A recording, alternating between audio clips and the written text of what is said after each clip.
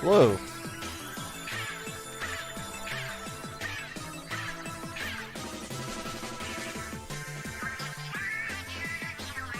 Hello, Carrot. Harry. Mr. Rookie. Epic Pikachu. Kipu. Riley, of course. Good evening.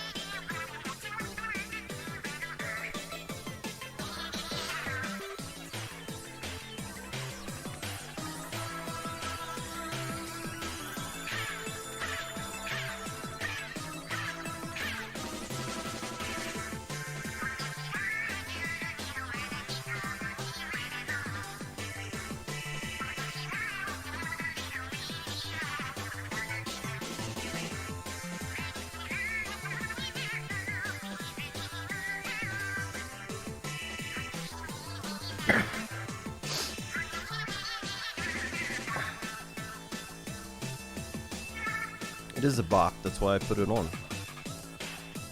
We only do bops here.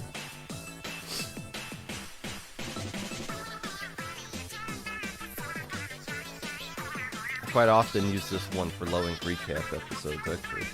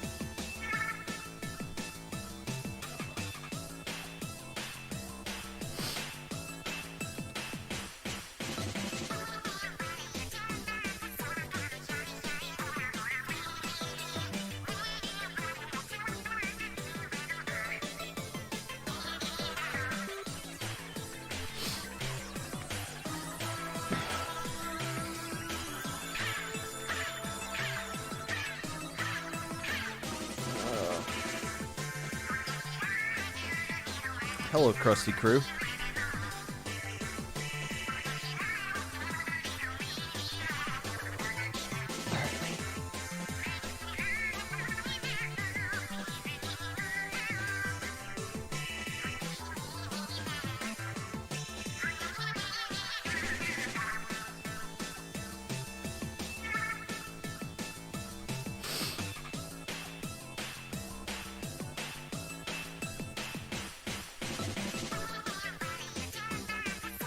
I think I'm finished with this.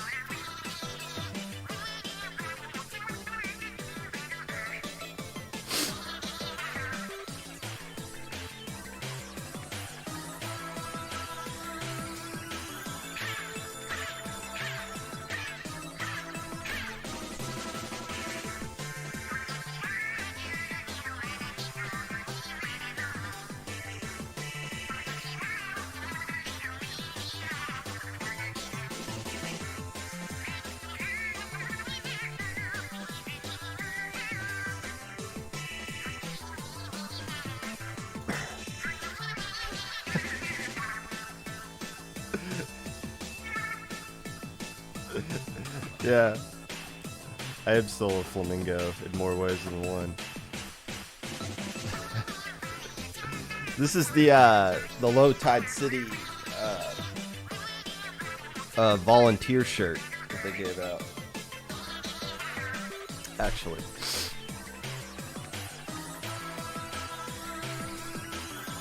I thought it said volunteer on here somewhere, but it doesn't. So this might just be the generic Low Tide City shirt, but this is the one they gave out to all the people in at Low Tide City. Volunteered at least, so I like it.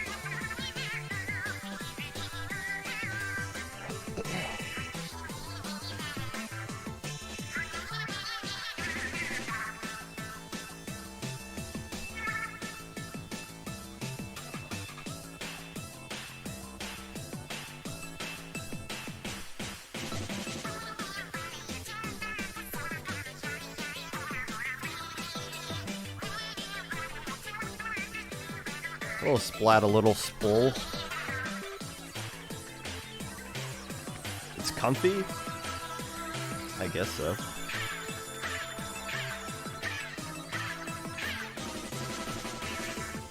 Hello, Dunno. Elia is not. Did I say it right that time? Elia? You know that E that you have in front of your tag is like very much not easily decipherable as an E from a commentator's perspective. So sorry for calling you Leah. But I see there's an E there now.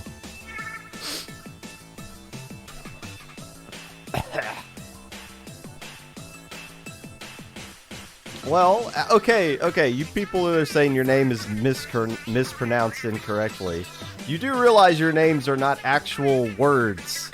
Is no an actual word? Because, like, are you really going to come at me and be like, how could you mispronounce this word I made up? Like, oh, I'm sorry. I'm going to Google Dino right now.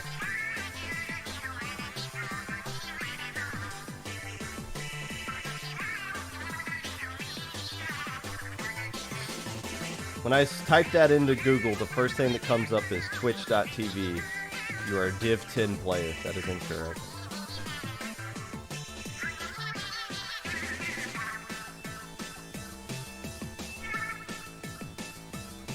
So there you go.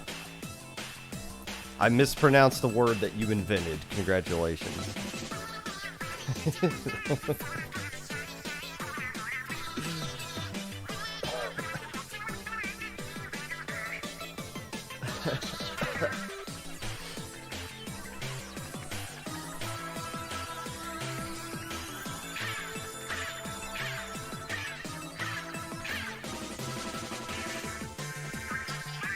The first Div 10 player ever to win low ink. That's impressive.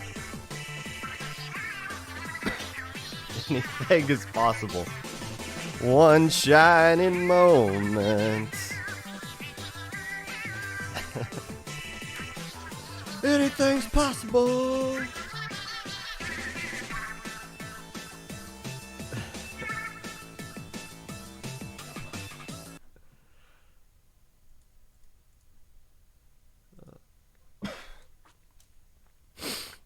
Hello, friends, and welcome back to the Popcast. Whenever you're listening to this, whether it be live or a VOD, Twitch or YouTube, or Spotify, while you are still trying to put in a sub-application to this month's low ink, wondering that when I say no, if I actually meant yes, trying to change your team name in the middle of the tournament, whatever it is that you're doing right now, I appreciate you taking the time out of your day to listen to this. Unless I don't. So the announcements came out that we were teasing for you guys. They finally came out. Saturday, we announced that SAC is coming back. And I guess that was something that was not for every single person in the community, even though the vast majority of people or I guess everybody who watches the podcast is interested in SAC stuff, because I'm pretty sure all of you are eligible for it, unless ProChar is lurking. But Super Jump 2 was announced on Sunday, and a great audience was able to watch that one live. There was so behind the scenes, we peaked at 400 people watching Grand Finals yesterday, and as soon as Grand Finals ended, the number was just dropping like flies. Like, we were losing like tens of people every 10 seconds or so. And Magic and I are just trying to like recap what that Grand Finals was, and like in our ear, and being pinged as all the IPL people watching the stream, like, wrap it up, we're losing viewers, we're trying to get this announcement out. And I was like, screw that, I care about the announcement, but what we just witnessed, we have to talk about it a little bit. We can't just, whoa, Splataloff A just pulled off a huge upset. Well, that's it for us. Check out this trailer. That was cool. No, I wanted to spend more time talking about it, but we ultimately did get the announcement out. Super Jump is coming out, so a lot of good stuff going on there. It's just funny because a few weeks ago, everyone was complaining on that topic was going around Twitter of everyone complaining, oh, there's nothing for high level, there's no majors, so after 20XX, I'm just going to leave the scene till Splatoon 3's and nothing else coming out. Nothing else is coming out, and I'm just in the back of my mind just thinking like, just wait. News of tournaments going on that may be of interest to the casual listener of the podcast, other than Super Jump and SAC, which I just mentioned. LSL's going on this weekend. I believe the registration closes at some point on Friday. I think they said 6 o'clock Eastern Daylight Time, so make sure you sign up for that today, right now, if you're going to play in it, or if you don't know if you're eligible or not, do all that stuff sooner rather than later. Help that staff out, so that they don't have to spend all night verifying people. They can do it over the course of the week, which I'm sure they do. And hey, Little Squid League, we don't know. You could lose Little Squid League but win Low Ink now, apparently that's a thing. So this might be a more competitive tournament than Low Ink, if you think about it in some perspective. Is all of Low Ink now just eligible for Little Squid League after what just happened now? Like, they all lost the Splat-A-Lot A. Might as well just let them into Little Squid League at this point. Give them an opportunity to redeem themselves here. There's a bunch of other stuff going on in July. Super Jump, SAC, Nintendo, basically every single week. Bless your heart if you're not IPL or Nintendo trying to do something on the weekends. It was already crazy before Nintendo announced things, and now it's just even more ridiculous. So sorry that July is going to be packed, but it's just a taste of what's to come with Splatoon 3 around the corner, with all the hype that's going to be going on in the month of July. I guess it is worth noting there is no Low Ink in the month of July. Or yes, in the month of July there is no Low Ink. That's mainly because Super Jump's going on, and staff, we don't want to staff. Like, Low Ink staff is also helping out the Super Jump staff. Like, Super Jump is an all hands on deck thing for IPL. So like, staff from all the tournaments just kind of come together to help run that thing. And it's kind of ridiculous to do a 2-day Low Ink and a 2-day major in the same month. So there's no Low Ink this time around. We'll see you guys again in August. And if anybody's got an issue with that, JPEG and I want a month off, and we don't really care. Get over it. That's all I got to say. Today, we're going to give credit to all the teams that popped off in Low Ink over the weekend, Saturday and Sunday, not just the team that ended up winning it and the other teams that did well in Alpha Bracket. Every single team we're taking a look at here today. Maybe not every single team, but a lot of teams we're taking a look at today here on the Low Ink recap episode of the Popcast. But first,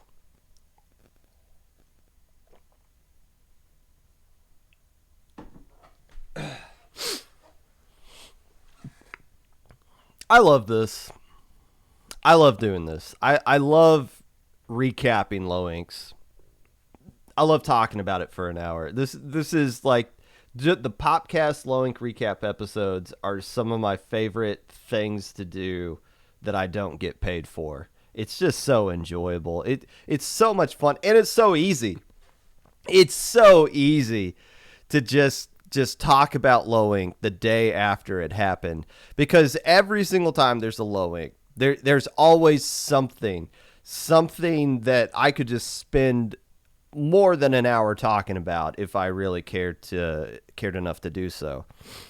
And it's like every time I feel like I've seen it all, or like the next time that something interesting happens, it's something that we've already seen in the past, and it's just like a new thing, or just like a repeat to talk about of that kind of thing happening. But no, we saw something new this time around that yet again just kind of gives you this idea of this. Wow, whoever keeps writing the scripts for these low inks is not getting paid enough to come up with these things. Of course, I am talking about how absurd Help Desk was from the past weekend. Oh my gosh. I told you guys, I kind of warned you this was going to happen. I said this was a bottom heavy tournament this time around. Meaning that most of the team, while there were more teams signed up for this one that we had seen up until January of this year, or as far back as January of this year, we haven't. Most of the teams that signed up were like of the bottom level of this tournament, the bottom echelon of the skill level. It was a bottom heavy tournament, which means you got a lot of people who have questions in help desk and have issues that they bring to help desk that you're kind of not really, that we didn't really get last month because we had a lot of experienced teams last month, but which is fine. I'm not complaining. That's our job, we understand that low ink is the first tournament for a lot of people. My first tournament, I was a total jackass. I was like DMing other people on Discord to like set up lobbies instead of talking to them on Battlefy. Like, it's understandable that your first tournament, you don't know what you're doing, but it's just like so many people would ask the same question, like they would ask the question and we give them the answer they don't want, so they'll ask the question again, but like reword the question. And it's like, it doesn't matter how much like times you change words and orders, like the answer's still no, and the only thing you're doing is just annoying us. So it's like no.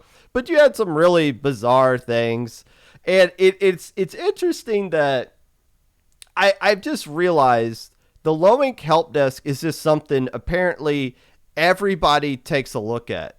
Like, even if you're banned from low ink, apparently you just keep a lot of eyes on the low ink help desk for whatever reason. And I've been aware of that. And that's why I always try to just squash things from the start. Like, I don't want people to just go in and have arguments and ramble in help desk. Because I know everybody just keeps an eye on it. So that's why I try to just squash issues before they happen. And that's why I might come across you guys as being a bit of a-hole. But if I'm not that kind of like, hey, do this, do that, don't do this, don't do that, you eventually lose control of your help desk, and then it just becomes a meme on Twitter. But my goodness, you had a team that tried to change their name in the middle of the tournament. Like, what? No, you can't do that. You had people to keep trying to add play. Oh, I found this player off the street. Add them to our roster. It's like, no, they didn't put it in the application. We don't. Oh, well, I can just give you the information. No, we're not verifying people in the middle of the tournament. What are you talking about? You had that one team that self-reported themselves. Hey, I think we're cheating. And I was like, okay. So we looked into that.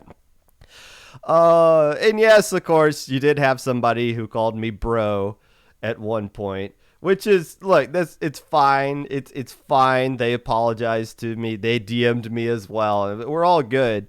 But in the moment, it was definitely like, excuse me? Did you just call me bro? Like, no, it's not going to fly. We got that figured out. It's all good. Somebody tweeted out something.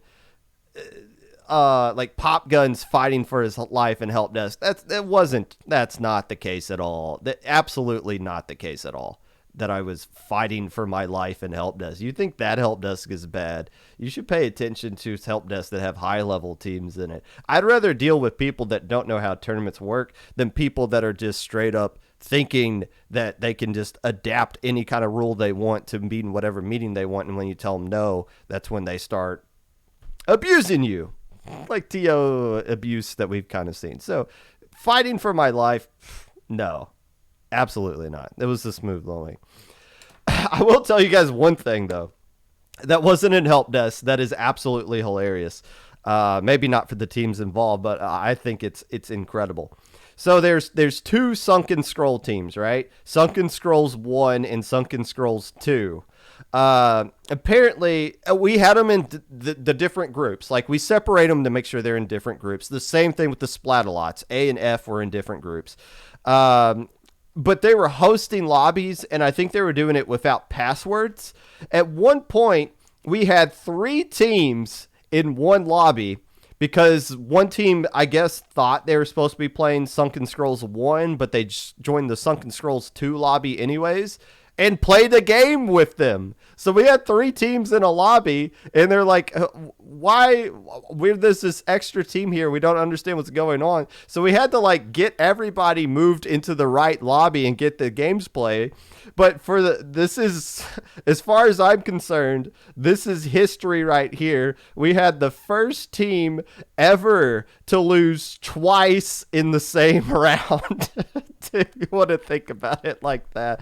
But like, when there's scenarios like that, like there's no TO handbook that you look through and it's like, here's how you handle 3 teams in one lobby and they've already started playing a match. Like, how does that happen? I have no idea, but that's just something you just kind of deal with when you work with low level stuff. What's this match report?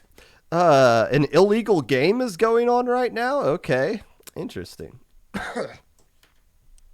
Maybe I was fighting for my life and I just didn't realize it. But no, that's not the storyline. That's just silly stuff. Of course, the main story here is that Splatalot A won Low Inc. June 2022. What? That makes no sense. That is not. There is not a single person alive on this planet that actually thought Splatalot A was going to win this tournament at any point, including Splatalot A. There's no way they actually thought. Now, they came into the pre-show on Saturday, and that was nice. That was pleasant. We got to learn a lot about the Splatalot family of teams. We got to hear their insight on this tournament, and they told us straight up their goal was just to make Alpha Bracket, which they've never done before. They've never made Alpha Bracket. They made Beta and lost in like losers round 2, but their main goal was just, it would be really cool to make Alpha Bracket. And we're like, yeah, that would be cool if you made Alpha Bracket Splatalot A. I think that'd be a great story by itself. No, apparently they decided, we're not satisfied with this anymore. Let's just go win the whole damn tournament. All right. Now I'm sitting here trying to think about how you describe this in a word, because the word I kept using yesterday was unbelievable, because that's fair to say, but that's also kind of a boring cliche word to kind of use.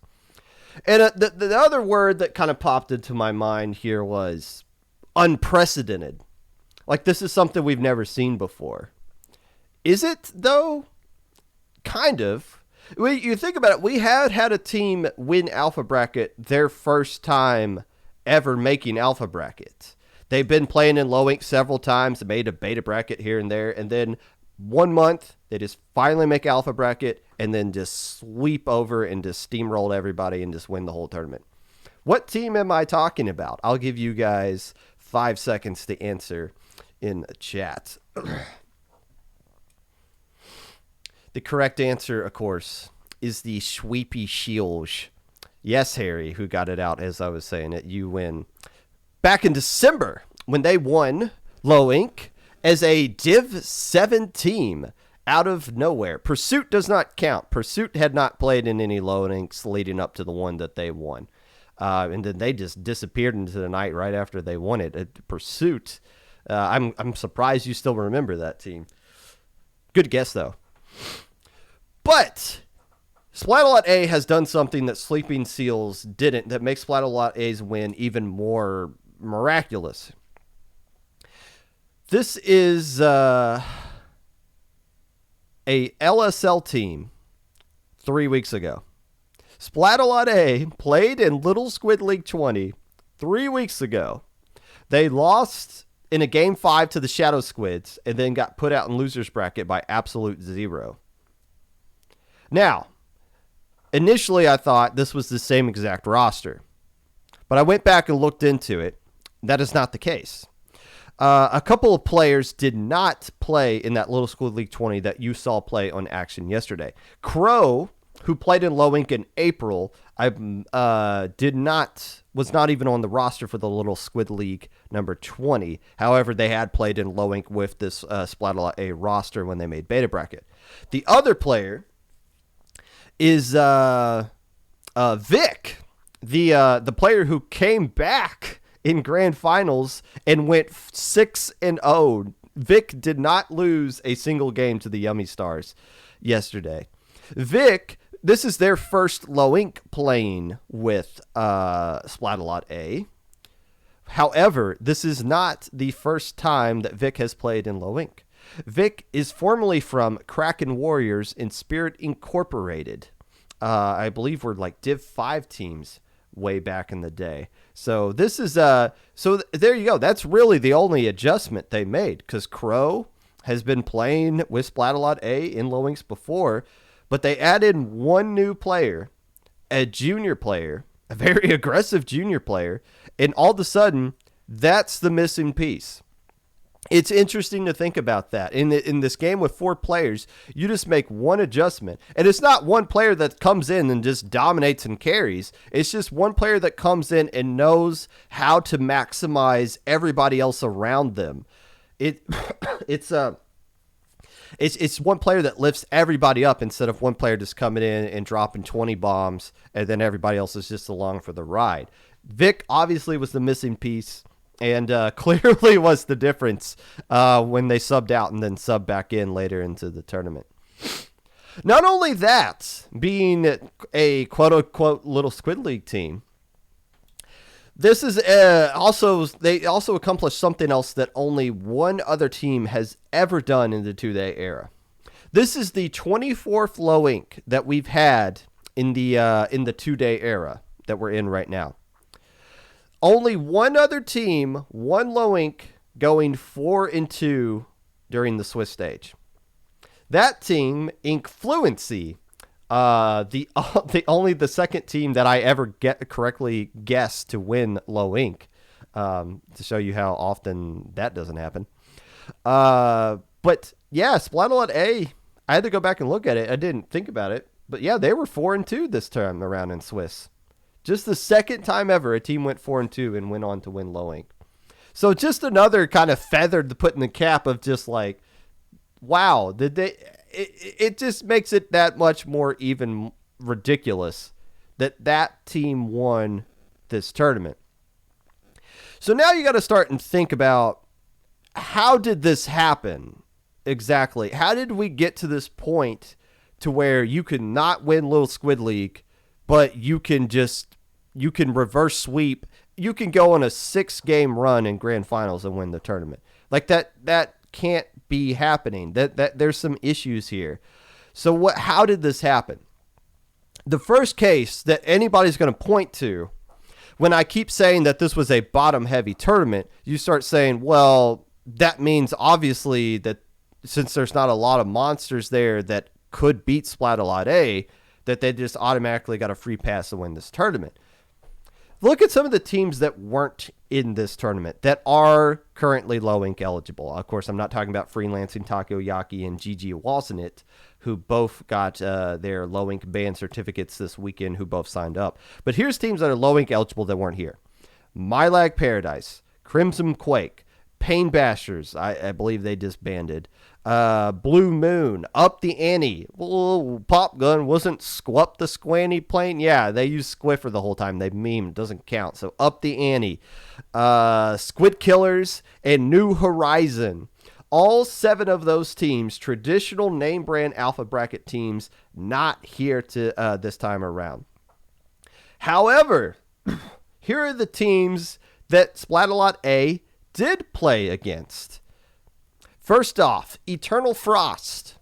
This is the team I said they won Gamma Bracket last month in dominant fashion after going 2-4. And I said, I want to see what they do with their actual roster. These guys, with their actual roster, made Alpha Bracket and seemed to be legit contenders to win this tournament. Are they top 10 material going forward? I think so. I'd like to see them play in some more tournaments. I like to see them play in more SOS things with their low ink roster. But I think, yeah, going forward, it's safe to say that they are a top 10 team. And again, what kind of did them in on Sunday is the same issue that did them in last month. They needed 2 subs and help desk to start off the tournament. So it's hard to get a full roster Saturday and Sunday consistently in low ink. But when they have a full roster, Eternal Frost is good. Splat-A-Lot A played them. Essence. Oh boy, let's talk about Essence for a minute. This is a team that beat Splat-A-Lot A in the Swiss stage. So if you're part of the Low Ink pre-show, or you listened to the Low Ink pre-show, or you heard about the Low Ink pre-show, there's this team that came in at the very beginning and just started beating their chests. We're Essence. We're coming in and we're winning this tournament. And here's all the teams that we scrimmed against, and here's the teams we've beaten in best of 3. And here's how dare you, Pop Gun, put us in 9th place on your top 10 list. We think we should be number 1, and everybody else is saying number 1. My gosh, I've never seen a team who was a team that was under the radar go so far out of their way to put a giant target on their back than Essence did in the Low Ink pre-show. Fair enough. Hey, that's why we do the pre-show. We want to see it. We want you guys to say silly things like that. And I think there's some truth to what they're saying from a serious side. I think there's also just like trying to have some fun, which is the whole point of all of this stuff. But still, at one point, or actually the entirety of Saturday, Essence was cashing in the checks that they were writing. They were walking the walk that they were talking. And then I guess they forgot that this is a 2-day tournament and you have to actually show up on Sunday. You can't just... You're playing alpha bracket teams all day on Sunday, and all the scrims you're doing, you're not... Those are as good as scrims are and as important as scrims are. They're not best of 3 counterpicked at the very beginning of the day. It's hard to overcome. But still, Splat-A-Lot A had to play them, and they lost to them. Another strong team they had to play. They beat Prism on stream in quarterfinals of Sunday. Prism having a heck of a tournament, making a case that they need to be considered a top 10 team going forward here as well. Splat-A-Lot A had to play against them. We'll talk a little bit more about Prism, obviously, because they had such a great day. But Splat-A-Lot A beat those guys. Also, Miata, the very strong, and I got to figure out, is this a pickup project, actual team? Who knows? Whatever it is, it was a really strong team that was a legit contender to win this tournament, made up of strong players that we've seen play in Low Ink's past. And to their credit, Miata has Splat-A-Lot A dead to rights in that losers finals. They had them down 1-2, and in that game 5 Tower Control Art Academy, they had a huge lead on them. So it wasn't easy to sit here and say Splat-A-Lot A dodged all of those alpha bracket teams. There's one thing I can say about all those alpha bracket teams that they didn't have to play, is that as many times as all those teams made alpha bracket, they've never won it, and they are still eligible for Low Ink. So it's like, is it really that far of a stretch to say that teams get leapfrogged all the time? Because, yeah, we see that every single month. It's always the name brand alpha teams that make alpha brackets and then just sit there, and then somebody new, a Blazing Storm, a Sweeping Seals, whoever, just says, nah, I'm going to jump in front of all you guys, and I'm just going to get off this bus way earlier than I'm supposed to, and you guys get to stay on. You can only play the people in front of you. Splat-A-Lot A beat them all. They faced the toughest teams in this tournament, and they beat them all. Of course, there's one team I'm missing here, though, isn't there? That they did play. There was several points here where I was going to look like an absolute genius because I had the Yummy Stars winning this tournament. I had them at number 1. I said it wasn't likely because I felt like the tournament was so wide open that there was, anybody being considered a favorite would have been hard to say. But if you had to absolutely pick a favorite, I said it was going to be the Yummy Stars. And it looked like they were about to destroy the tournament, and I was the only one. I look at your top 10s or your top 5s, and I hear you guys in the pre-show. All of you said Essence, Essence, Essence, Essence, Essence. Nobody said anything about Yummy Stars. And I was like, aha, I'm going to be right 2 months in a row. That is insane. Right, 2 months in a row. And then the Yummy Stars took the hardest loss that it is to take. 400, a record crowd, 400 people watching on stream, watched the Yummy Stars collapse right in front of their own eyes. They go on this streak of what 13-0 to start off the day, and then Vic subs in, and then the tournament's over at that point. That's a hard loss to take. And you know what? You know what annoyed me? It's really easy to take a shot at the Yummy Stars for kind of from the bleachers for the collapse that we all saw them go through. It's real easy to just kind of name drop players and just point out, they're suck. They're sucking. Ha, this is fun. Like, there's a reason, sweetheart, that the Yummy Stars are playing in grand finals and you're not. Think about that. They are actually playing in grand finals. They earned a spot in grand finals.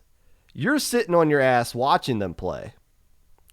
Are you really in the spot to kind of say anything about them, really? Really? It's like this, it's this idea of it, like somebody getting put on a poster. Like in the NBA, if you dunk over somebody, that person's kind of ridiculed for getting dunked on, which is fair because it's kind of hilarious. But the only reason you got dunked on is because you tried to actually block the dunk from happening. It's a lot easier to just get out of the way. No, I don't want to get embarrassed. Just get out of the way. You can just dunk. Or you can put yourself in a position to try to stop the play from happening. It kind of goes, that's kind of what happened here. The Yummy Stars, did they get embarrassed on stream? It's not fair to say, but they probably feel like I would understand if they felt like that. And it sucks that's kind of the case because you forget about how dominant they were all the way up to get to that point. But that's what I'm trying to say here is that they actually got to that point. Nobody else did. And I think they just ran into a buzzsaw. I don't think anybody was going to beat Splat-A-Lot A at that moment. This was such a Dragon Ball Z thing. I mean, Splat-A-Lot A, this is literally Goku versus Frieza, especially that winners finals where it was so dominant in the beginning. And then all of a sudden, Vic comes back in grand finals, and Splat-A-Lot A goes Super Saiyan, and it's one-sided in the other way, which was so, I can't believe that much of a flip is what changed everything right there. And that's something else to point out, too, because when they played in winners finals, Splat-A-Lot A was dealing with a lot of roster jank that we were kind of nervous of seeing from the TOing side, because it seemed like they were going to have to drop out of the tournament in the middle of winners finals. They already came in with a sub, Dano, who apparently I'm mispronouncing that, And then like somebody else left and they had to bring in somebody else like after game one. I think Vic left after game one and they had to bring in Mia, who I believe was the person that was originally being subbed for anyways. Um in that, like, they were right on the limit. Like, we were about to take game two away from them because they were taking a little bit too much time in the sub chat. But grand finals, you kind of have a little bit of leeway there, a little bit of cushion room there to make that work out. So they were dealing with a lot of just roster issues. And it wasn't until after game one of grand finals where they actually got their legit roster back together and then just didn't look back at that point. But it's worth noting that we didn't actually, that winners finals is kind of a bit of a red herring in a bit because it doesn't really show you the true Splat-A-Lot A at that point. But it is worth kind of noting, pointing out there. It's hard for the Yumi Stars because you know how hard it is to get there. It's access denied. It's mentally draining month after month after month when you know the only way you're going to be satisfied with your performance in low ink is if you win it. And anything short of winning is a disappointment. And I don't think that's the case here. I feel like they are proud of the fact that they got second place, which they should be. They absolutely should be. But it's this mindset of like, you're so close. You're so close. And then it just kind of slips out of your hands and it goes to somebody else. That's hard to be like, all right, well, let's just go back next month and 5 more, another 6 rounds of Swiss and then another surviving winner's side of alpha bracket. Like, it's hard to get back there. Ask Myopsidus. It took them 8 months to get back to the spot that they got to this month. 8 months is how long Myopsidus went on a bit of a spiral until they're back to where they are today. You're never guaranteed to get back there next. You don't know who's next. It's Splat-A-Lot A this month. Who's it going to be next month? We have no idea. Now everything's on the table now. Like, every single team in Alpha, Beta, and Gamma, it's now on the table for them to win low ink 2 months from now. There's nobody who can't go into another low ink and think that, well, it's not our time. It wasn't Splat-A-Lot A's time. They weren't supposed to win this month. I'm sitting here right now still saying that they still have no business winning this tournament. They did anyways.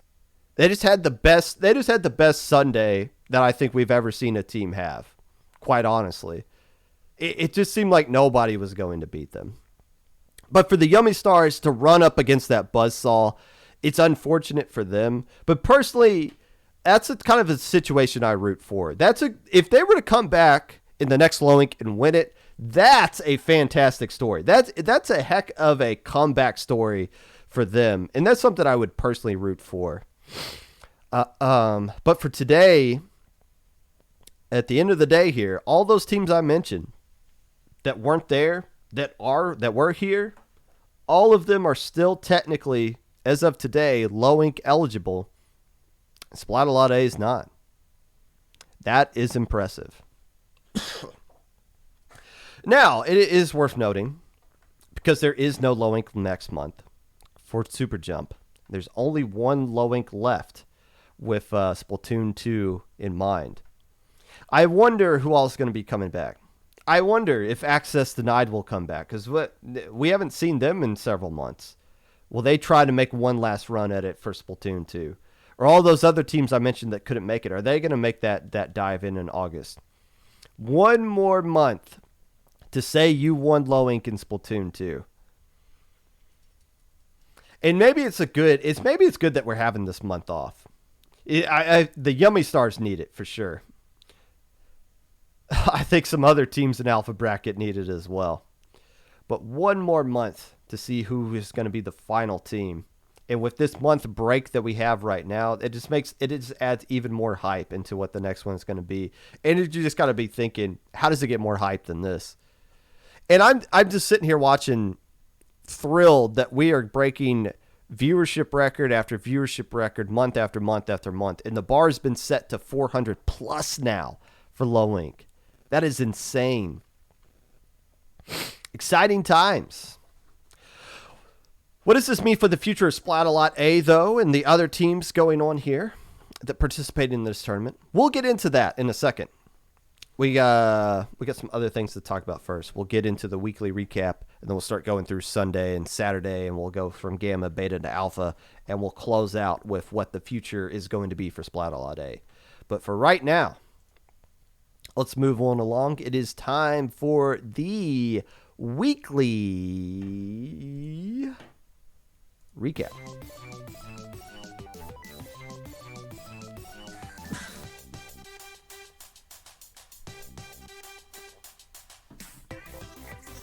SOS number 72 took place last Wednesday and was won by 1-2-3. A strong JP pickup over Nullwall Gaming, who seems to show up about once a month or so to remind everybody, hey, we're one of the best teams in Latin America that you keep forgetting about. Everybody says Latin America is one of the strongest, is the strongest pound for pound mid-level region. And we keep forgetting to mention, Nullwall Gaming exists, and they're still possibly better than all of them. However, the team that took third place, Thwomp, is a seemingly an FT Winish pickup who took third place in this tournament. Why are they playing in SOS and this strong JP pickup? Why are we seeing all these strong teams playing in SOS all of a sudden? There's no prize. There's not even an art prize this time around. I think they know something's coming. They must be grinding for those Nintendo tournaments. That would be my assumption. It's cool to see them play anyways. Hammerhead was won by Hurricane Season. I'm pretty sure that's inaccurate. I think Hurricane Season is yet to come. Crimson Quake won Mako Brackets. And Baja Blasting Freddie Mercury won Lantern Bracket by beating Splat-A-Lot. Hey! I'm going to choke my way through this one. So how about that? They can't even win Lantern Bracket, but still win Low Ink. That is what is going on with Splat-A-Lot A yesterday. Squid Junction number 25 was won by Tempest, the reigning SAC champions, beating Memory 3-2 in both Grand Finals and Winners Finals. Fartos took third place here. Not the Monsters. We've seen FT Winish teams play in this tournament last time, and we've seen some other tournaments play, or other strong teams play in Squid Junction before. This time around, it is Tempest and Memory being the big dogs playing in this one. However, the team that had the best run, in my opinion, in this tournament is Red Sun, a former Low Ink champion from March of last year. Had this best tournament, had the best result in this tournament, in my opinion, going 4-2, making fifth place, or I guess tied for fifth place overall.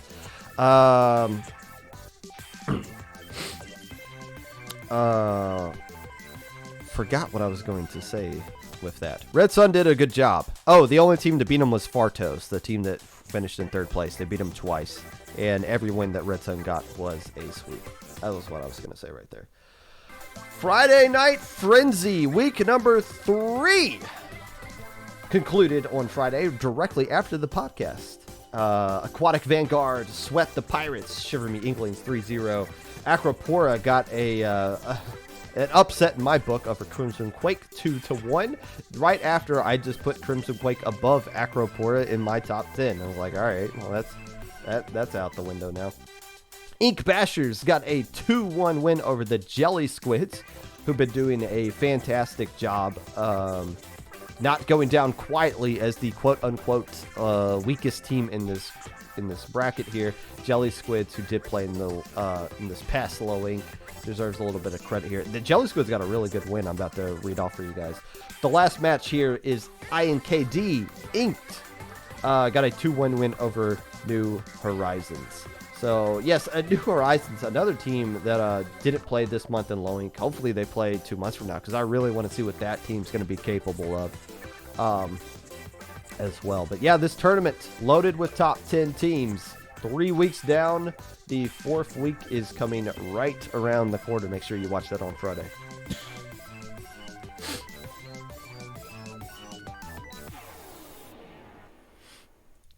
And that was your weekly recap. Sponsored by the letters A through J. A through J represents the letters that the Splat-A-Lot teams, all 10 Splat-A-Lot teams, are associated with. And if you listen to the pre-show, we know that Team Splat-A-Lot K is not in the works. So if somebody wants to become Splat-A-Lot K, there might be a little spot there for you. Also, I found out Dura is a Splat-A-Lot fan now, so that's cool. The letters A through J, your official sponsor of today's episode of the Weekly Recap. Oh no, I always mess up. There we go. Grab the arrow, move it down. All right, what's this highlighted messages going on here?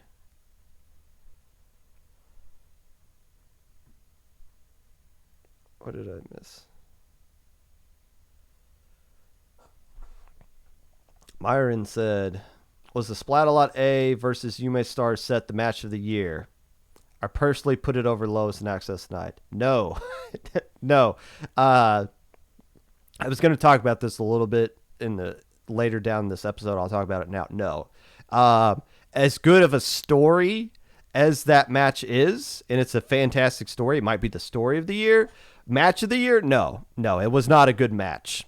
It wasn't. For a match to be good, there has to be some back and forth. And there was, quite clearly, there was no, it was all one-sided at that point.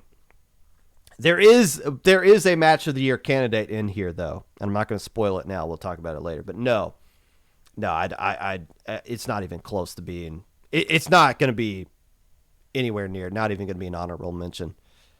The story, though, was really good.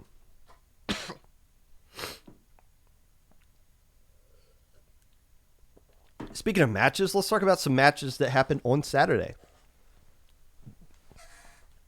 First off, Miata got a 3-0 sweep over Splat-A-Lot A, which falls into this mindset of being a rematch. I didn't catch this when I was when we were commentating this, but that losers finals set was actually a rematch where Miata swept Splat-A-Lot A, and we've said it. Hey, it's hard to beat a team twice in the same tournament, and we see this happen a lot. Rematches going back the other way, but I did want to point out, at least on Saturday, Miata got the better end of Splat-A-Lot A there. Je Crouton got a 2-1 win over Myopsidus. And I didn't realize at the time, after seeing that result, that both those teams are now upper echelon level. Myopsidus is back, and Je Crouton seems to have taken that step into the realm of greatness. And this is a solid win that, when you see it initially on Saturday, doesn't seem like a great matchup. But when you see how good those two teams end up on Sunday, you're like, oh, that's a pretty strong match that went into the Crouton's favor, 2-1.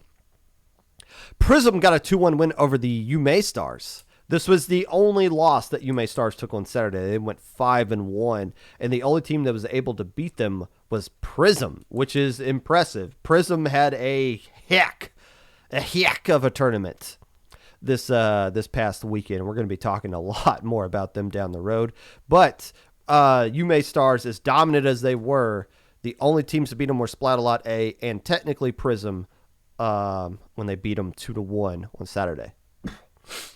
You know, there's 9 other teams in the Splat-A-Lot family. The other team that played this month, other than Splat-A-Lot J, who dropped, Splat-A-Lot F, they got a 2-1 win over Lydian, which I probably am mispronouncing, which is an impressive win for Splat-A-Lot F, and a match for two teams that are trending way up. Now, I believe we were told that Splat-A-Lot F is the second best team skill level wise of the Splat-A-Lot family, and getting a win over a team that I view very highly of in Lydian, who I think is going to make Alpha Bracket the next time they play if they continue to grind. That's a good win for Splat-A-Lot F there. Which is another thing to think about. How many more Splat-A-Lot teams are going to win low ink this in the future? I mean, we could have 9 more Splat-A-Lot champions, I guess, at this point.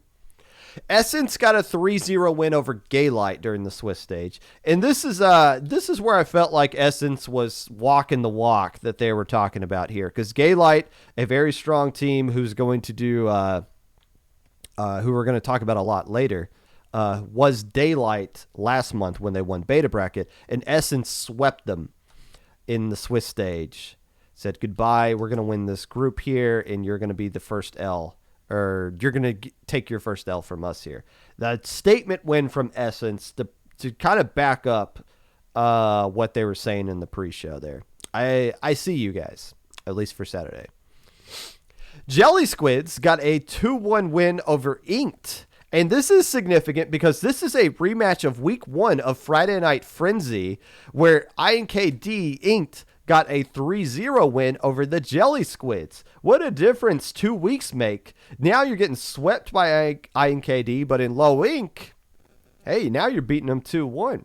And it's not Friday Night Frenzy uses legit tournament maps now. It's not any of the silly stuff they've been using. The maps they use is in line with what you would traditionally see in low ink. So a nice little revenge grudge match there from the Jelly Squids, and they got an impressive 2-1 win there.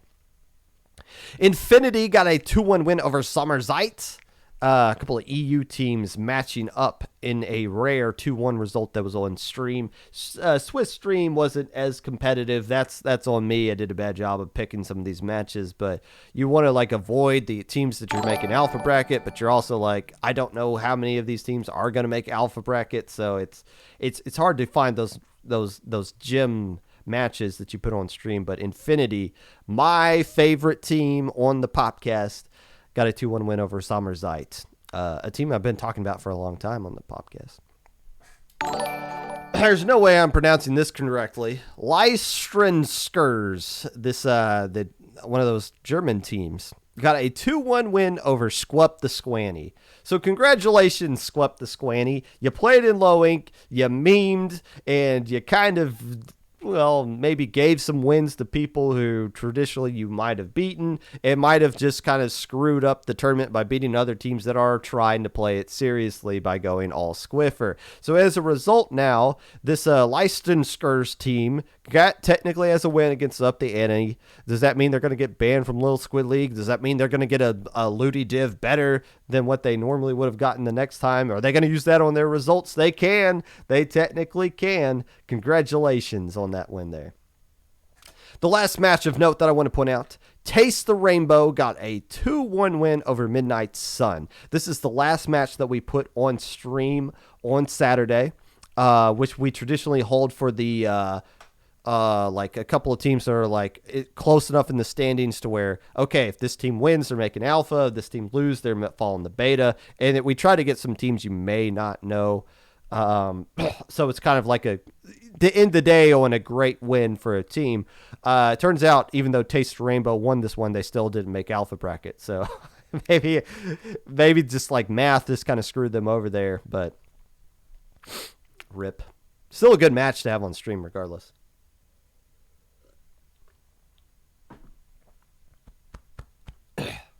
My winners from the Swiss stage.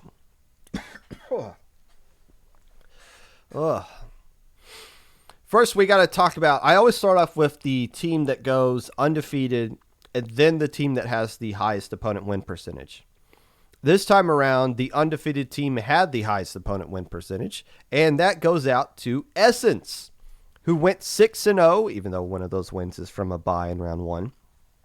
With an opponent win percentage of 70%. They got key wins from Jelly from the Block, Gaylight, Splat-A-Lot, Miata, and I guess technically a bye win, which I don't really know how that affects your opponent win percentage. But technically, according to Battlefy, Essence had the toughest schedule of anybody in this tournament, and they went 6-0 on Saturday. Congratulations to Essence. Just remember, this is a 2-day tournament. You have to actually show up on Sunday.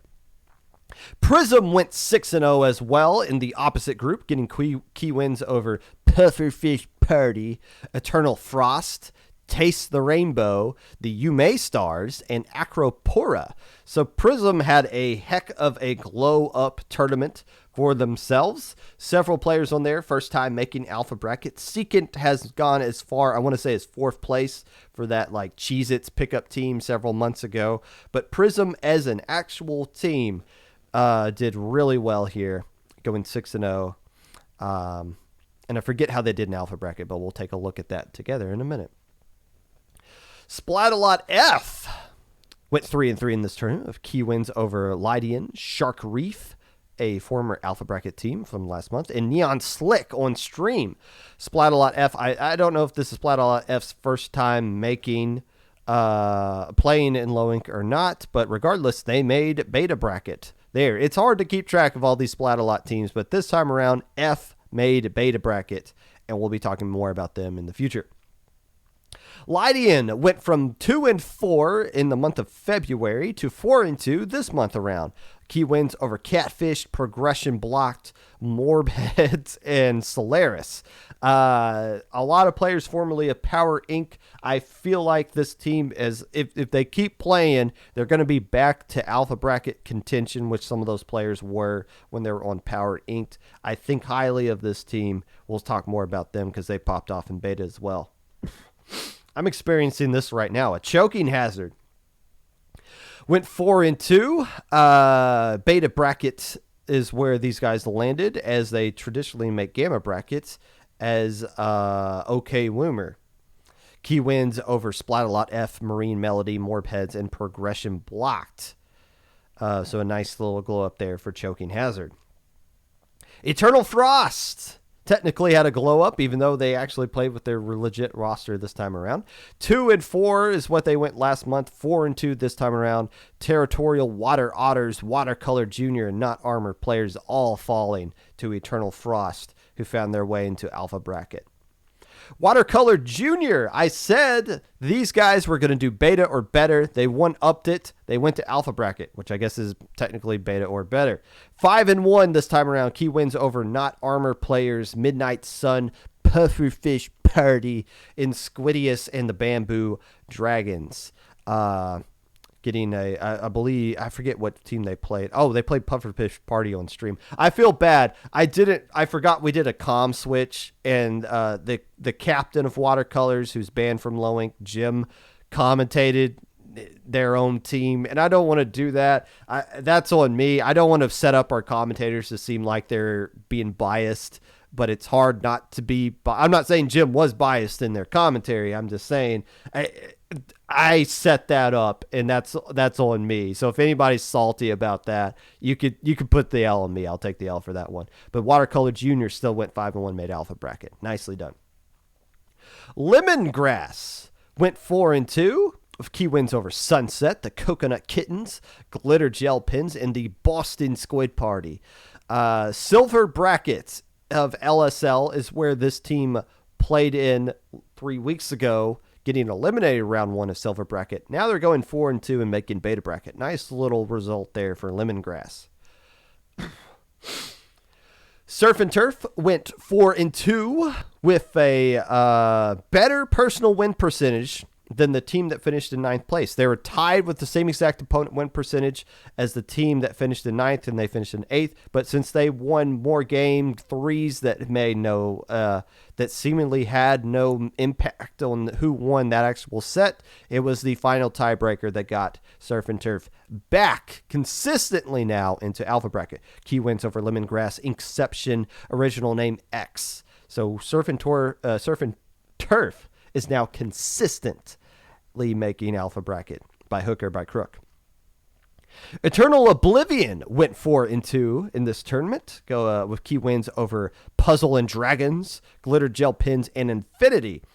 So Eternal Oblivion, the other Eternal team, no relation to Eternal Frost, able to go 4-2. Not enough to make alpha bracket, but enough to slide comfortably into beta bracket in their first month playing in low ink. Jelly from the Block, 4-2 with key wins over Lemongrass, Infinity, Citrus Hues, and original name X. So this month's version of Who's Left an Ink Sync pickup team able to make alpha bracket yet again. I believe with Karma and Code going alongside Trell and K in that team. The biggest winner, though, from Saturday goes out to a team I've been telling you to keep an eye out for, that they're on the rise. They proved it this time around. G. Crouton going 5-1 with key wins over Aquatic Vanguard, Not Armored Players, Myopsitis, Beta,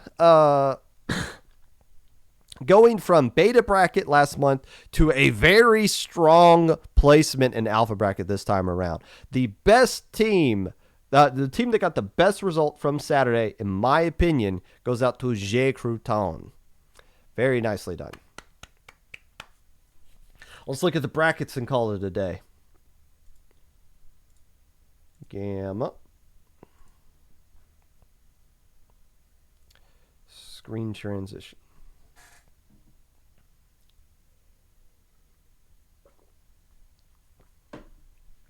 All right. The teams I want to talk about here in Gamma bracket. First off, my favorite team, Infinity.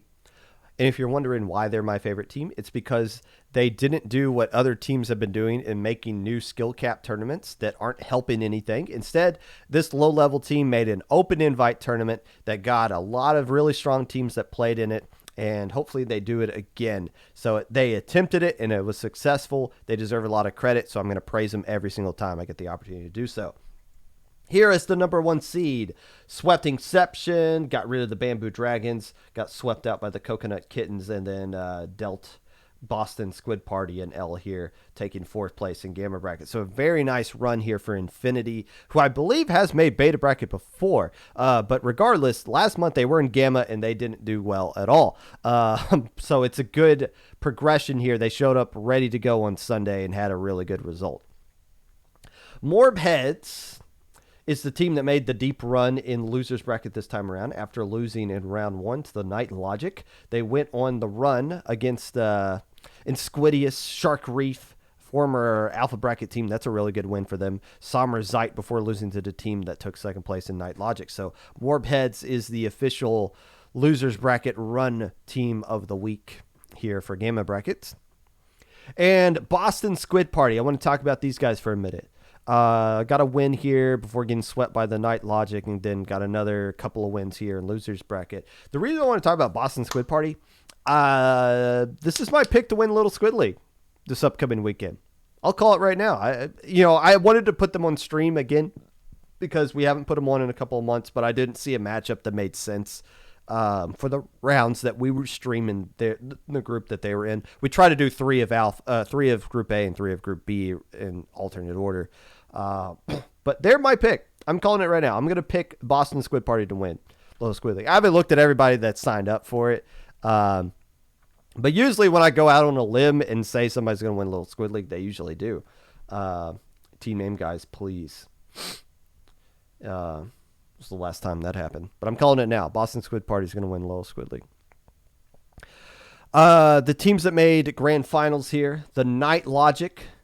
This is a really good run here for the Night Logic, especially coming back. You see how competitive they were with Puzzle Dragons, but they're also really competitive with Coconut Kittens getting taken to a Game 5 down here, taken to a Game 3 by Infinity. So this is a great run for the Night Logic. This is a funny story, too. The Night Logic dropped on Sunday. And then they came back and said, oh, wait, we got players. Can we come back in? And we're like, no, you dropped. We can't let you back in. But then somebody else in Gamma Bracket dropped, and all of a sudden the spot opened up. So we're just like, hey, the last second, but a slot opened up here if you guys want to play. So they're like, yeah, we want to come back in. So they came back in and went all the way to grand finals. That's pretty impressive there, especially considering the Night Logic didn't even make alpha or Gamma Bracket last month. So we kind of finagled them back in the Gamma this month, and they made the most of their opportunity. But the champions here goes out to Puzzle and Dragons. The pickup team made up of Air Sign, who has been playing in every pickup team known to man in Low Inc. in recent months. Asa, Charger player formerly of Illumini. Bran of Blue Moon, and Templar, who last played in Low Inc. with the Twilight Anglers many, many moons ago. Able to find a way to win this Gamer bracket. I believe for some of those players, the first time winning something in low ink, like an actual trophy somewhere in low ink. I mean, I think Air Signs made alpha before.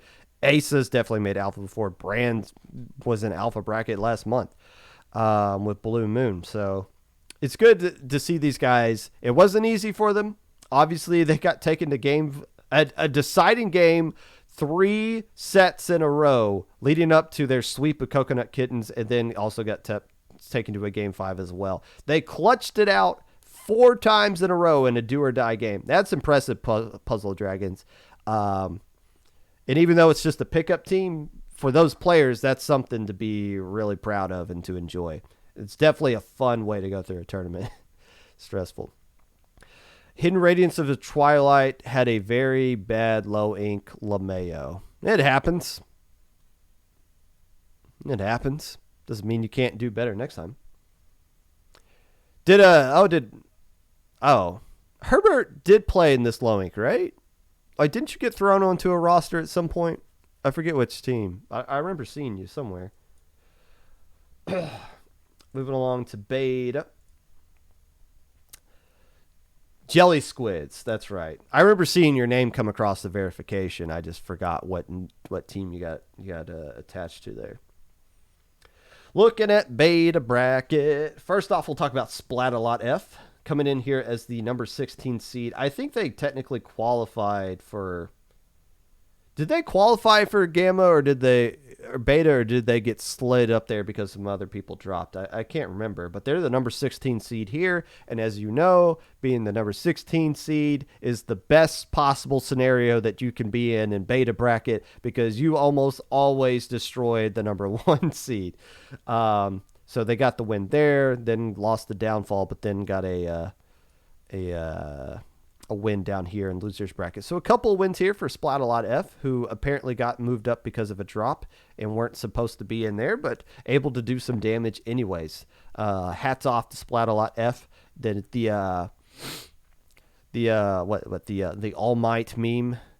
It is now your turn. We'll see what you guys do next.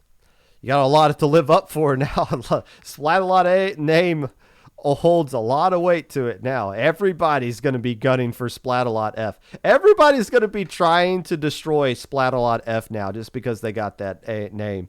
It's like the son trying to live in the dad's shadow now. This might not be fair for them, but hey, you got a good support system around you, and we'll keep an eye on you. Taste the Rainbow. Like I said, they won in round 6 on stream, but still didn't make alpha bracket, but made the most of their time here in beta, sweeping glitter gel pens, surviving the jelly squids, surviving Herbert, apparently, before making it down here to losers bracket and making a little bit of a run all the way down to losers finals, taking 3rd place overall in beta bracket. Nicely done for this team. Again, I said I thought they were going to make alpha, and they straight up didn't, but they proved they were alpha contenders. Again, I think this is just a pickup, just buy off the name. But if these Taste of Rainbow players come back next month, they should be having a very strong result. The Kevin Fan Club is the last team that I'm going to be talking about here. Who's Kevin? Is this like a Minions reference here? I got a brother named Kevin. Maybe that's what they're referring to. Got 1 win and then lost to Lydian, and then went on the run here in losers bracket. They get the losers bracket run title for this month. Getting rid of the jelly squids and downfall before losing to Taste the Rainbow. The players made up of Fresh from Power Inc. and Splat Squid. And kind of like Air Sign, Splat Squid is just the universal sub at this point. Always puts in a sub application and then erases it because they join a team almost immediately. Splat Squid's definitely a low ink journeyman. So for Lydian, finished in 2nd place here. This is again, I feel really high. I think really highly of this Lydian team. I think there's a lot to be excited about here, just looking at their roster. But again, we haven't seen them play since like February, I believe. So if they play more consistently, they're going to be alpha bracket. They're going to be low ink contenders. And and they kind of proved it here by going all the way to second place of beta. But the team that won it here, Outcast Ninjas, hell yeah. Congratulations, guys. You deserve it. They were in the pre-show, and again, I talk about how they show up like every 3 months or so. They're in the pre-show. They said they got a lot of like IRL obligations. They have jobs. They're not always available to play in these tournaments. But I'm happy they got to play in this one, and I'm happy they got the win. Definitely. I mean, this is a team that has been playing in low inks back in the 1 day era. Might be one of the few teams. I think it's just them and Surf and Turf that are the only teams that are still around that used to play in low ink before the 2 day era and are still playing in it now. So I'm glad they got a little bit of hardware there. A beta bracket trophy means a lot in this community. It really does. As you see I listed off all the beta bracket champions, what all they accomplished here. Nicely done, Outcast Ninjas. Way to go. Alpha bracket. And then we'll, I think it's dinner time after that. Oh, boy. Okay, so the teams I want to talk about here. First off, I want to talk about Myopsidus. Because I talked about the last time we saw them in this situation, it was October of last year, where they won this matchup against the ITAP going on to grand finals and taking third place overall. Ever since then, they've been doing like roster issues. They've been like switching players over. I think they finally settled on a roster that they can be consistent with now. They got Benny, who I believe is the same Benny that was on the Delicious Nuggets, not the year that they won, because that would have banned them, but the year that they got, or the month that they got second place. So Benny's a strong player to add on to this core, and that could just be like what the Splat-A-Lot needed Vic to kind of set them to kind of like make those players how strong they like maximize the value of all those players. Benny could be that for Myopsidus, and it's good to see them make this deep of a run that they did. J. Crouton deserves some credit here as well. Not just being satisfied with making Alpha Bracket, but eliminating Eternal Oblivion from winners, surviving Gaylight in a Game 5 here before ultimately getting swept out of winners, and then swept out of the tournament by Miata. But still, Gaylight or J. Croutons, this is a very good result for them, not just making Alpha Bracket, but making the most of it. This is why I say they took the next step up. It's one thing to make Alpha Bracket. It's another thing to step up and get some dubs here. That's what the Croutons were able to pull off. One thing I do want to point out, I've been talking about this a lot because I just noticed it like a couple of months ago. But teams that lose this matchup here, winners semifinals, have had a horrible result in losers round 4, and that happened again here. Both teams that lost this one immediately lost in losers round 4. They didn't get a chance here. This is the money match. If you can win this one, you're obviously guaranteed third place. If you lose it, you're almost guaranteed to not win low ink. I believe the last time I checked, this was a 40% win rate for teams coming down from the winner side into this match. And that percentage is going to go down even lower because both these teams just lost to the team that has been on a run in losers. Gaylight is the last team outside of the top two. We'll talk about Miata, but Gaylight deserves some credit here as well. Again, we talked about the beta bracket champions, what it means to be a beta bracket champion, and what all the beta champs have pulled off in the future. Gaylight is now being added back into that category as well because they flexed here. Acroport on stream, they took 15,000 channel points away from me by getting this win here. And after losing the J. Croutons, got revenge on Essence. Essence swept them 3-0 on Saturday. Gaylight knocked them out this time around 2-0. Swept Prism. Got rid of Myopsidus, and then on stream, Miata was just a little too much. I think Gaylight just kind of ran out of gas here, and they couldn't really handle what Miata was throwing at them. But still, beta champs last month, the 4th place this month. I said I wanted to see Daylight, or I guess Gaylight now. I saw them pretty doggone good. They lived up to the hype, that's for sure. Miata is the last team outside of the top 2 that we need to kind of discuss here. And again, I don't know what this team is exactly, pickup project or whatever, but they are legit. And they went on the deep run here. When did they get knocked out? They got knocked out by the Yume Stars before they swept Aquatic Vanguard at the start of the day. But the losers run here is pretty impressive. Eternal Frost, Acropora, Jacroton, Gaylight, all sweeps. And again, they had, we said this on stream, and it might still be the case. We felt like Miata was the better team than Splat-A-Lot A. It's just, but it's also fair to point out that this Splat-A-Lot A team that they faced here was with a sub and without Vic into the lineup, which it makes this an even more impressive for Splat-A-Lot A here. But one thing I kind of mentioned a little bit earlier, this match, and this is not accurate, this is 3-1. I don't know how this is 3-2, but this is 3-1. That is incorrect reporting of that score there. This match here, this is a really good storyline of Splat-A-Lot A getting revenge over Yume Stars with their full roster. This is a fantastic storyline. We're going to remember it forever. This is not a good match, though. This is not match of the year material, because once Splat-A-Lot A won, they just didn't stop winning. I mean, when they won on that Splat Zones hotel game, which I look like a jackass now, because when they lost to the Stars here, I said they could have played that match 5,000 more times and they still wouldn't win.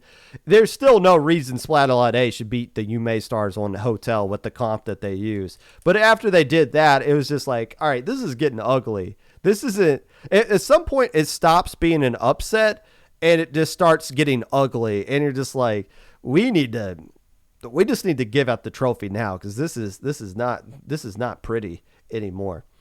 But the real match of the year candidate from this tournament is this match right here. This was fantastic. Splat-A-Lot A just like suddenly woke up in game 2 and got the win, and then Miata won game 3, had Splat-A-Lot A back against the ropes, and that game 5 might be one of the best games of the year, like best individual 5-minute games of the year. It's hard to top the things we saw in Access Denied and Lois, which probably is going to win match of the year unless something crazy happens in July through December. But this best of 5 set right here was the match of the tournament and is one of the top 3 matches of the year. I'd be surprised if this wasn't. If this isn't one of the top 3 matches of the year, it'll definitely be honorable mention. Because that game 5 alone, just Miata getting that huge lead, and then Splat-A-Lot A somehow just jumping back into the tower long enough to get it. And then I still don't understand how Miata doesn't get lead back in overtime, because they were making all the right plays. They survived the Booyah Bomb. They survived the Baller. And they just somehow just didn't have a player on the tower when Splat-A-Lot A did, and was able to get the win there at the end. But yeah, this match was impressive. Now, for the 2 teams going forward, we've obviously talked about this grand finals a lot. But for going forward, again, the Yume Stars, this is still their best result. Getting second place in this tournament, and it doesn't discredit what they did here. INKD, look at the teams they played. INKD, this is the team I had in second place, or second on my top 10. They swept them to start the day, swept Miata, and then overcame their stream curse, sweeping Myopsitus, and then doubled down on their stream curse and swept Splat-A-Lot A. This is a dominant run. It sucks for them that they couldn't close the deal, but this is why I had them as number 1 on my top 10, because they're this good. And the fact that they fell apart here doesn't take away from the fact that they're still this good. So second place for them is still a good result. For Splat-A-Lot A, I wonder what's next. Because I wonder if they were hoping to play in Little Squid League this upcoming weekend. They can't now. But now you think about, okay, they can't play in Low Ink anymore. They probably won't be allowed into Minnow Cup anymore. But so it's like all these tournaments that they have been playing in, they're gone. They're banned from. They can't play in those anymore.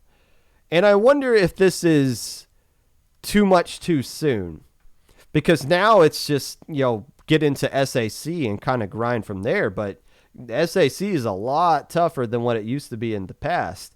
They're going to be playing against my team now. Not that I'm saying like they can't beat my team, but it's like, bring it on, So I wonder if it's too much too soon, if they're ready to leave all those tournaments that they've been playing in. And but we'll see. The good news is they don't have to wait too long.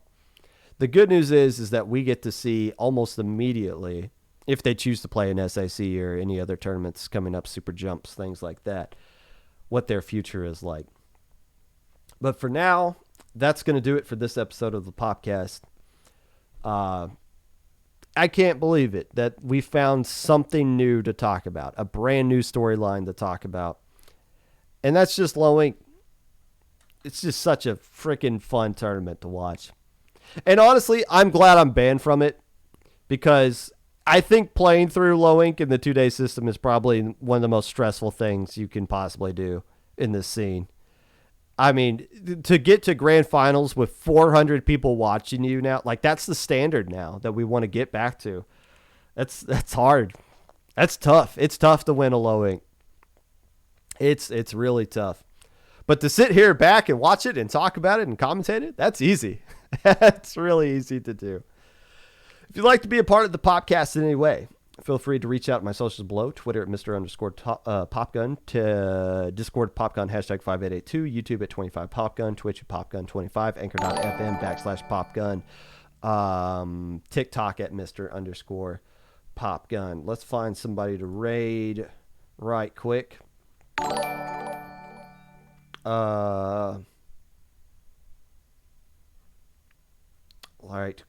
Let's go to Negus, even though Negus isn't streaming Splatoon right now. Negus also does some Splatoon podcasty kind of stuff, so it's kind of interesting. Might be worth a follow for there. Get vaccinated, wear a mask, don't do anything stupid, don't die, register for SAC. Why not? The team's gonna kick your butt.